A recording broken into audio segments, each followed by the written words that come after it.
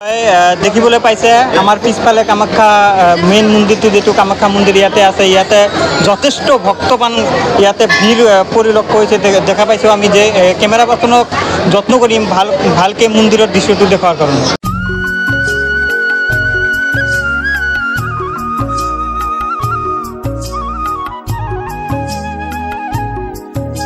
ইয়াই হৈছে কামাখ্যা মন্দিৰ যুগ যুগ ধৰি চলি অহা এই কামাখ্যা মন্দিৰখনে আমাৰ অসমৰ লগতে গোটেই ভাৰতৰ এখন সুনাম ঘূৰিয়াই আনিছে যেটো নাকি বিদেশীৰ পৰা মানুহ আহে বিদেশৰ পৰা মানুহ আহি ইয়াতে বহুত ভাল পায় আৰু সিহঁতে যেতিয়াই অম্বুবাচী মেলাটো আৰম্ভ হয় তেতিয়াৰ পৰাই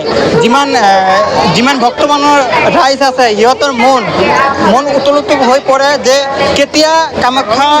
মেলা আৰম্ভ হ'ব তেতিয়াই আমি কামাখ্যা মেলাত উপস্থিত হ'ম আৰু কামাখ্যা মেলাত উপস্থিত হোৱাৰ পিছত যেতিয়ালৈকে মন্দিৰৰ গেটটো নখলে দৰ্জাটো নখলে তেতিয়ালৈকে মানুহ ভক্তমানৰ ৰাইজৰ এনেকা এটা মনোভাৱ হৈ থাকে যে আমি মেলা চাবলৈ নাযাওঁ কিন্তু আমি যাম কামাখ্যা মন্দিৰৰ